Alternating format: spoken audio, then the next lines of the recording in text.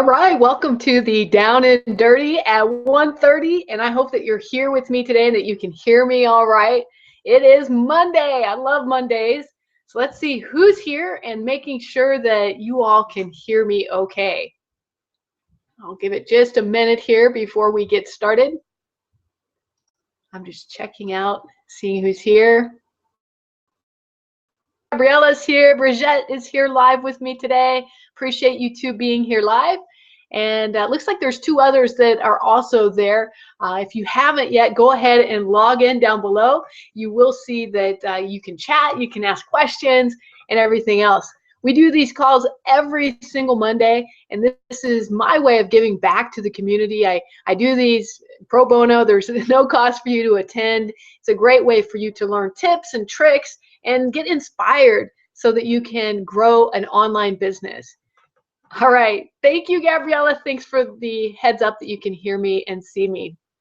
All right, so today I'm going to be sharing with you 5 business hacks that can grow your business exponentially. And you probably haven't heard the ones I'm going to be sharing with you today, because these are things that most business people don't say. They usually say the opposite of what I'm going to share with you today. So that's what makes them special, and that's also why I wanted to share them with you, because they are so unique. So I'm going to switch my screen around now so you can see what I've got going on.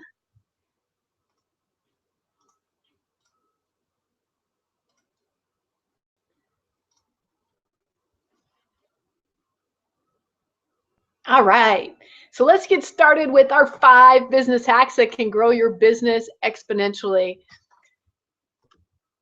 So first of all, where did I get these? So here's the little brief overview. Is, I study a lot of entrepreneurs, specifically ones that I believe are very successful, both financially as well as the lifestyle that they're leading.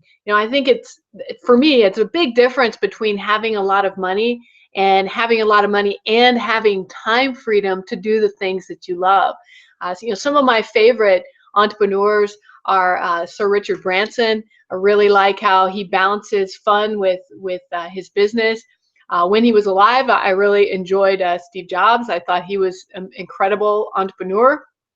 I also like J.K. Rowling, the author of the Harry Potter series. She has a wonderful story, and she does a wonderful job of balancing her family life with her immense success with the Harry Potter books. So, I study these entrepreneurs, not just the ones I mentioned, but so many of them that are out there that have really made lives better, not only for themselves, but for others. And to me, that's one of the keys to success. So just to get this kicked off is, if I were to give you a piece of advice today, that would be to take time to study successful entrepreneurs and look at what they do. So where do you do that? Where do you study successful entrepreneurs? And this is really how I got the 5 tips I'm going to give you today. Is I listen to podcasts. There's some really great ones. There's many of them. There's Weird Entrepreneurs by my friend and colleague Justin Varengia. He's been doing that one for over a year now. He's interviewed so many incredible entrepreneurs. And he asked them pretty much the same questions, but it's interesting to hear what their responses are. I'm trying to think of the name of some of the other ones that I have. I think the other one that I listened to, I'm trying to remember the title. I listened to it, but I don't ever remember the title. I think it's called Entrepreneur Hack or Hacker, Entrepreneur Hacker. And that's where I actually got the ideas for today, just listening to several interviews that were done there. So check it out. You can do a search.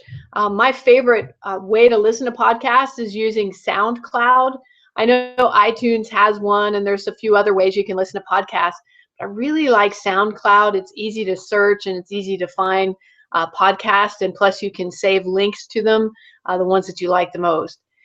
Then read a lot. I love reading self-development, self-help books, and I really like reading books that are written like autobiographies of entrepreneurs. Like I read one of the books I really enjoyed was a book by Herb Kelleher. If I said his last name right, he's the man that founded Southwest Airlines, here in the United States. If you're not familiar with Southwest, they definitely do some different. They do their business a lot differently than most airlines. And the name of his book is called Nuts, and really, really good tips there. It's an old book. It's been out a while, but I like his business style. But I read a lot of different books.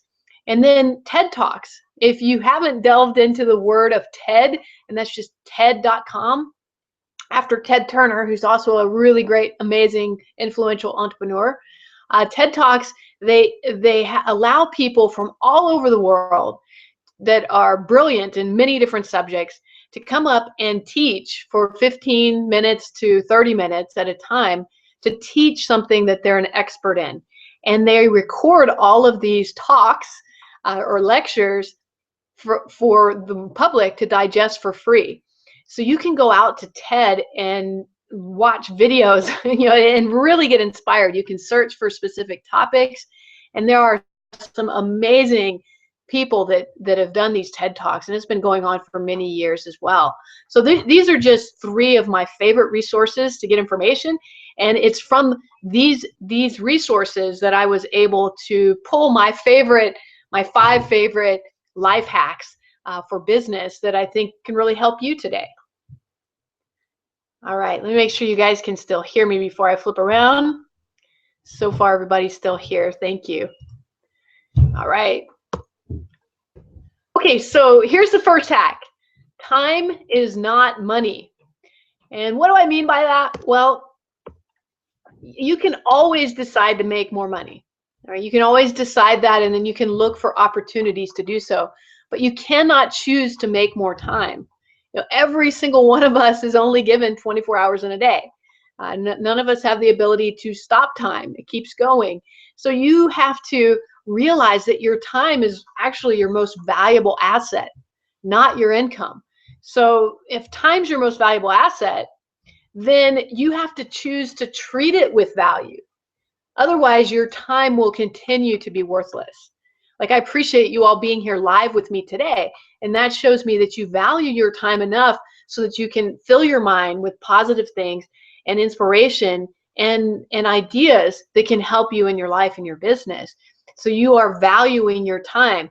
When you do things that are time sucks and don't value your time, then time will continue to be worthless for you, and you're letting other things, other experiences, other life activities get in the way of your time. It's not good. So I put down here, there's a reason that Sir Richard Branson can charge more than $100,000 to give a speech. He's made his time incredibly valuable. So I want to share something that I often talk about with my children, and I think it applies to everyone, is with electronics today, especially tablets and smartphones and video games and things like that, it's very easy to spend an enormous amount of time on your smartphone, or in the case of my children, playing video games. And to me, that is wasting time. Now, obviously, we all need downtime in which we are relaxing, and I can see for them where video games are very relaxing. And I used to play them as a child back when Atari and Nintendo were popular.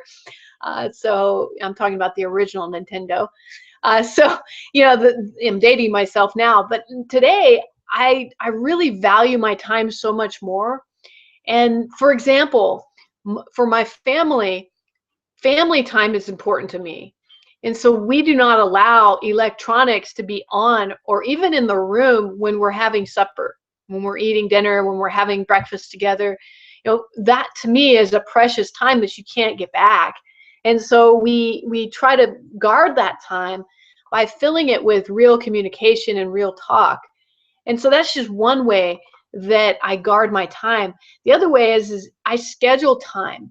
I have specific times on my calendar. I actually put it in as a calendar action item on my phone that alerts me when I need to work on certain projects, where I need to be, like even family time. I plug that in on my calendar so that I don't overlap something on top of that family time. And exercise time. I think we all, to have some exercise in our life so that we stay healthy. And so I have that scheduled on my phone, and I make sure that nobody can take that time away from me, unless I choose to give it, so that I am getting, that time in for my health. So start valuing your time, because it really is more important than any type of money or anything else that you do in your life, really. One second hack. Be strategically lazy. All right, now I'm going to explain what this means, but you're going to find your multiplier. Okay, so strategically lazy. What does that mean? Well, here's the thing. For those people that have enormous amounts of wealth, and they've earned unlimited income, they have found what's called a multiplying effect. So let me explain what that means. A multiplying effect is something similar to residual income. And if you're not familiar with that, that means that it's something that continues to earn you money even when you're not working. All right. So I remember when I was a kid, a lot of people would try to encourage children to become doctors or lawyers. I don't know if that was the same in your household. Maybe your mother or father even encouraged you to become a doctor or lawyer. And at the time, there was a thought process that, doctors and lawyers are very rich. Well, sure, they do make more per hour than a lot of people. However, there's no multiplying effect. A doctor or lawyer can only take on so many patients if you're a doctor. You can only take on so many clients if you're a lawyer per day. Again, it goes back to time. Your time is limited. You only have so many hours in a day, and you have to eat, you have to sleep. So you only can take on so many patients. So there's no way to multiply the number of patients that doctor has, unless, and this is where the multiplying effect comes into place, unless that doctor has a head for business and trains other doctors to do similar work and still gets money from their work. So maybe this doctor owns his own clinic. I don't even know if this is legal with the medical field, but if they could have a clinic where even when that doctor's not working, he's earning income. And the same thing for a law firm. Okay, so it's a little more difficult with those fields. So that's why I love the internet field, because you have the ability to create something or to utilize somebody else's products and earn money even when you're not working. That's the lazy part.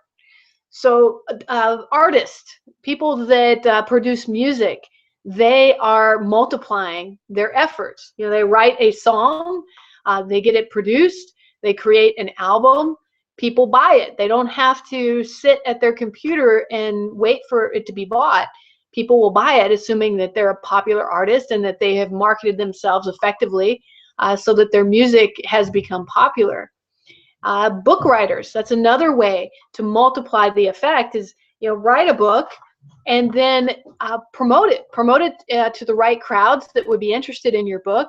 And then every single time that somebody purchases your book, you continue to make income from that. Okay, to make that even more exponential and not a gradual increase in income, search for other businesses that have affiliate programs. We call this piggybacking, where you find another business that's already very successful and you look and see if they have some sort of affiliate program or a direct selling opportunity where you can go in and start promoting that, and you earn income anytime somebody purchases that from you. So look for ideas or trends. Maybe you're in a business or an industry that that has products or services that are out there that have affiliate programs. Look for those, because this will allow you to keep your freedom to do what you want without having to create a product yourself. You can promote somebody else's product and even automate it with online funnels, which that may be something you've never heard of, but you can create a method online where it literally drives people from the internet into a sales page, an internet page where they can purchase the product without you even being present. And you can check your back office and start seeing, check your PayPal account or check your bank account and start seeing money coming in there from a business that you didn't even create. You're just earning affiliate income. This is one of the quickest ways to become wealthy. And you're being strategically lazy in that you are working like a dog to get everything set up. But once it's set up, now you have something that can continually produce income for you without you being there. Taking yourself out of the picture is the key to any multi-million-dollar or billion-dollar business. Okay? So that kind of leads into the third one, and that is delegate things, not that you're bad at, delegate things that you're good at. This goes against what a lot of people say is, get rid of the things you're not good at.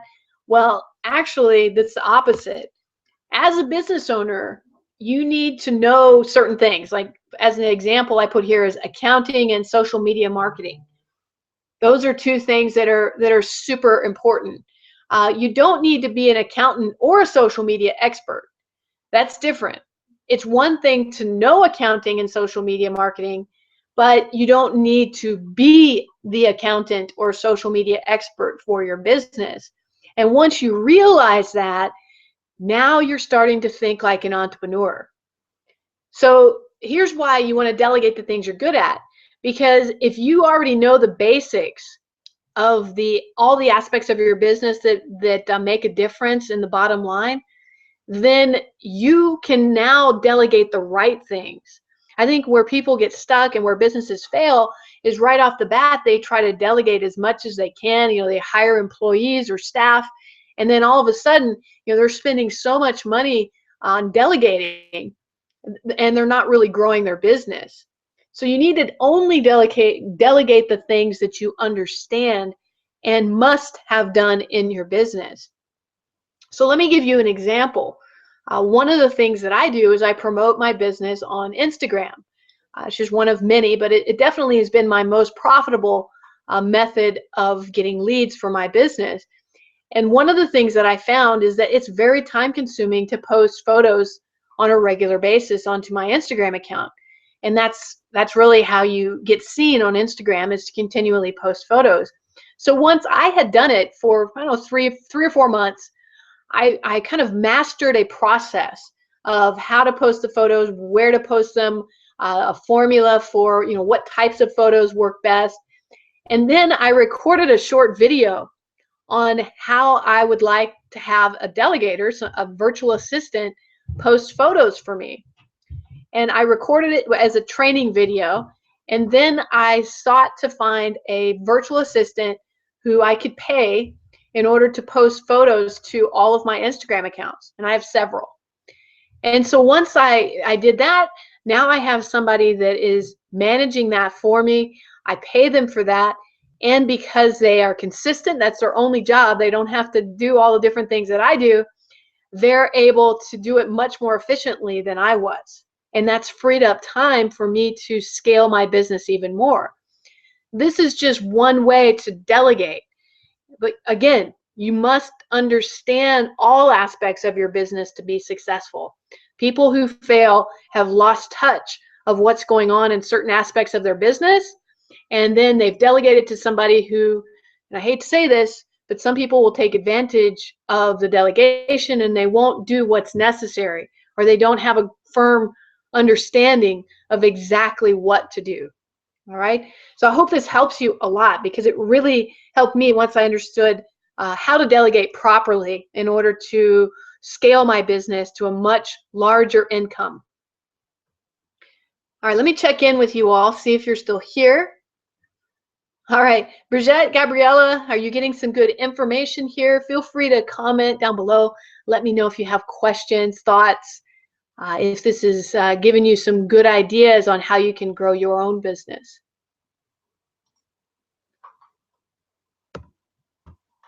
All right, here's the next one. Number 4, be wrong. It's one thing to be right, and I know we all love to be right, but I challenge you to be wrong more often. Why? Well, the only way that you can really succeed in business is to know where you're failing and then learning from those mistakes. So, and again, the only way wrong ends up being bad is if you learn nothing. So don't be afraid to make mistakes. I think the challenge is a lot of people won't even take a risk because they're afraid of making mistakes. And so they keep procrastinating and procrastinating and procrastinating, and they never end up growing their business. So I challenge you to do something, anything, even if you mess it up or you think you mess it up, learn from that and then reframe it. Reframe that failure as, hey, I didn't expect that to happen, but man, I'm glad that I gave it my best shot. And then if you hurt other people or you have to close down a project, for example, that you've been working on, apologize to everyone that it didn't go, and then learn from that mistake and move forward. All right? Learn and move forward. That's really the key, because I'll tell you a little secret. Every successful entrepreneur that I've studied, they have made more mistakes than I would ever imagine them to make. And those mistakes and learning from those mistakes has catapulted them into where they are today. So the more you can make mistakes, the better. So the next time your spouse tells you that you messed up, or a friend or a colleague tells you messed up, pat yourself on the back, because that means that you are catapulting yourself to being even better than you were the day before, right? What doesn't kill you makes you stronger. It's so, so true. So don't be afraid to make mistakes and be wrong. Don't be afraid to spend money on something you're passionate about only to find out that you wasted your money, but you really didn't waste your money. You learned from it, and now you're going to be even smarter and better the next go around. All right, here we go. Number 5. Write down your fears, not goals. I know everybody tells you to write down your goals. Yeah, I still believe in writing down your goals, but usually it's the fears that stops us. You can have the greatest goals in the world, but you're never going to achieve them until you overcome the fear that goes along with that goal. So, they tell you to write down your goals. Goals can be very limiting. Write down your fears instead. Why? Well, when you write down your fears, you give your fears a voice. You give them shape. You put them down on a piece of paper, they don't look so scary.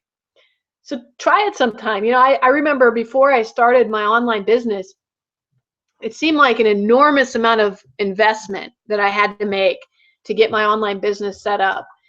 And it was scary to me. And I was worried if I invested that money, because at the time when I started my business, I had recently been laid off from a big career. And so I had that scarcity mindset that, oh my gosh, I don't know where my next dollar is going to come from. Why would I invest all this money in a new business when it could fail? And so I was holding myself back because of a fear rather than reaching out and trying something that could be amazing. And so I did. I wrote down all my fears. I wrote down that I was afraid, we weren't going to have any money, and it was just myself and my 2 boys at the time. And I wrote down that, I was afraid that I might drive us into bankruptcy or something like that. Well, it was funny. Once I saw what my biggest fears were on that piece of paper, I realized that I could overcome every one of those just by being smart and doing the right things and, investing in myself instead of being fearful about my future. And I tell you what, not one of those fears came true. Not one. And it's because I believe it's because I wrote it down and I knew what the fears were. I knew that, that they were possible, but with the understanding of what they were, I could overcome them and take actions to make my life better rather than just cower in the shadows of fear. All right. So, when you compartmentalize your own fear and risks that are involved in anything worthwhile, you'll be amazed by how much courage you actually do have. And courage is the first step to achieving a life of enormous proportions versus a life of mediocrity. I always have loved this one quote, and I'm probably going to butcher it a bit, but it's a quote that I read on a long time ago. It says, "I would rather slide into the grave, all worn out and half dead, with all the adventures and experiences I've had, shouting, man, what a great ride, than I would of trying to be so cautious with my life. And that's really how I try to live my life, is to do the things that really excite me. And that goes from everything with parenting to my relationship with my husband to my business. I know that some of the things I do are huge risks, but if I didn't do them, I would always regret it. There would be that little thing in the back of my mind that said, what if? What if? And I do not want to go down. I don't want to die one day with a whole trail of what ifs. I would rather say, man, I did that, and yeah, it failed, it burned, whatever happened. I would rather say that than say, what if? And that is exactly what I've been doing throughout this next chapter of my life. And it's been amazing. It's been so much better than the first chapter of my life.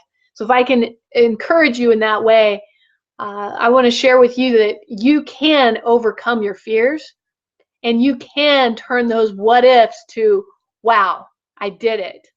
Wow, I learned from that. Wow, can you believe that I just took that risk and it was more successful than I ever imagined that it could be?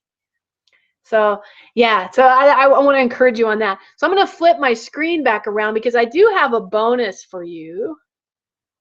All right. Hello again, everyone. So was that good? Do you like those 5 hacks? I love them, and I've incorporated them into the way I do business, and it really does make a difference when you take non-conventional advice and apply it. Take what you like, leave the rest. In this case, I thought these were brilliant. I wanted to share with you something. I had some notes up here on my computer. If you're interested, if you got a little time, because this was a shorter down and dirty, I wanted to add a bonus here, and that is, how can you accomplish your #1 goal in just 100 days? Would you like to kind of know some tips on how you can do that? All right, so I'm going to share with you, and this is any goal. Maybe it's a financial goal, maybe it's a fitness goal, maybe it's a family goal. Who knows? You can accomplish that goal in 100 days. All right, so I want to share it with you, but you got to tell me that you're interested down below. All right. Or Brigitte, if you can't do the chat window, send me a Facebook message. I know you were having trouble with the chat roll. Yeah. All right. So Gabriella, you say yes? You're ready? Okay. All right. So here we go. So this is how to accomplish any goal in 100 days. I'm just going to share with you some of the notes that I wrote down. So the first one is to set what's called SMART goals. And SMART stands for something, okay? It's S-M-A-R-T. It's an acronym. So SMART goals, #1, they should be specific. Okay, so if you're writing this down, setting a SMART goal, #1 should be specific. That's the S in SMART. M is measurable. Okay. A is attainable. R is relevant. And T is time bound. Okay, so specific, measurable, attainable, relevant, and time bound. So a specific goal is a goal that you definitely want to accomplish. So instead of I want to be rich, which would not be specific, you would say I want to become wealthy by growing my online business in blah blah blah. You see what I'm saying? So you're specifying exactly what you want. Like maybe you have a weight loss goal. Instead of I want to lose weight, you'd say I want to lose 25 pounds by exercising and eating better over the next 3 months or the next 100 days. So it's very specific. All right. Measurable, you have to think about what are you going to track that goal with? How will you know if you're on track? Like if it's a weight loss goal, how much weight do you want to lose per week? Is it 2 pounds a week? 3 pounds a week? Some people can lose weight faster than others. Or if you want to grow your business, do you want to reach a certain income goal? So maybe you want to incrementally grow your business so that maybe the first week you earn $100. The second week you earn $300, $500, $1,000. Just keep going and measure that. Maybe it's the number of leads that you get as well. All right, put a measurable goal, attainable. You need to think big, but keep it a goal that you can actually attain, or you can see it happening within 100 days. All right, so if you are only a few $1,000s away from hitting your financial goal, then that might be a good goal. But if you are $1 million away from hitting a financial goal, then that's probably not as attainable within 100 days. All right, sorry, I saw my phone going off. I wasn't sure if one of you were having trouble hearing me. Okay, and then you also want to make sure it's relevant. So is this a goal that's going to further you, your business, or your life purpose? Then that's a relevant goal. If it's just a goal that you think you'd like because other people are doing, or because maybe somebody told you should do that goal, that's not relevant. You have to pick something that means something to you. And then finally, the goal must be time bound. So aim for 100 days or less. That's the whole purpose of this bonus that I'm sharing with you today. Okay, and just keep reworking your goal until it hits all of those SMART categories, until you have a very specific, measurable, attainable, relevant, and time-bound goal. All right, so that's part one. The second part of attaining any goal in 100 days or less is to break your goal into small, bite-sized steps. So, like for instance, let's say you wanted to run a 5K. If you're not a runner and you wanted to start from zero and then be able to run a 5K a race of some kind. So you want to break it down as to how you're going to attain it. There are apps out there that you can download that'll walk you through step by step how to go from zero, not being a runner, to running your first 5K. So you want to break it down into how you're going to do that every single day. So you need one step every day for 100 days that you're going to do that'll help get you closer to your big goal. The way I would do this, no matter what your goal is start by listing the steps it'll take to accomplish your goal. And then once you've got them all written down, and this is the way I did it, was I took my big piece of paper and I cut it into strips, and then I reorganized it just with Scotch tape on a piece of poster board on each day. You want to make sure that it's orderly in the steps that you need to take, and so it's in logical order. And you want it to be little things that you can accomplish in a day that are going to help you transform your life. And that's really part of it. Okay, so part three of this is you need to be setting time aside to review your progress. So if you're going to be working on something for 100 days, then set aside time, either weekly or every other day, in which you check off, did you accomplish your steps? Did you do what you say you're going to do? And you may have to modify some of your steps. Maybe you were a little overambitious in the beginning. So modify some of those steps so that you can obtain them and reach your goal. All right, and then the fourth thing, you want to find somebody that can help keep you accountable. All right, so if you're going for a weight loss goal, for example, then you need to find someone who can encourage you, or maybe somebody who wants to do it with you.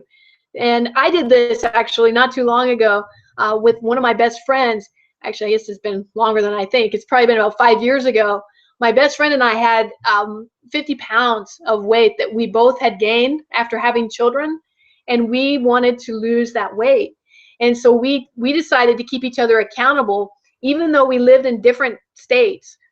We agreed that we would text each other every day, every time we ate something, because part of our goal was to eat better foods, and we had a specific diet. And so we took pictures with our smartphone. Everything that we ate, we had to take a picture and send it to the other person. And that way we kept each other accountable, because I got really guilty if I had to take a picture of a piece of chocolate cake and send it to my friend. So I wouldn't eat it if I knew I had to take a picture of it. So it really helped. And in fact, we both met and even exceeded. For me, I exceeded my weight loss goal at the time by doing this process and having an accountability partner. If it's a business, then find somebody who's in the same business as you, who you guys can keep each other accountable and talk to each other on a regular basis to make sure that you're headed towards your goal. All right, and then keep going. This is the other part of it is, when you're all gonna, everybody fails at some point, and I shouldn't say fail, you have a setback. You never fail unless you quit. So when you have a setback, like if you fall off the wagon and you don't do what you say you're gonna do for that day, then don't be so hard on yourself that you just stop your 100-day goal because of it.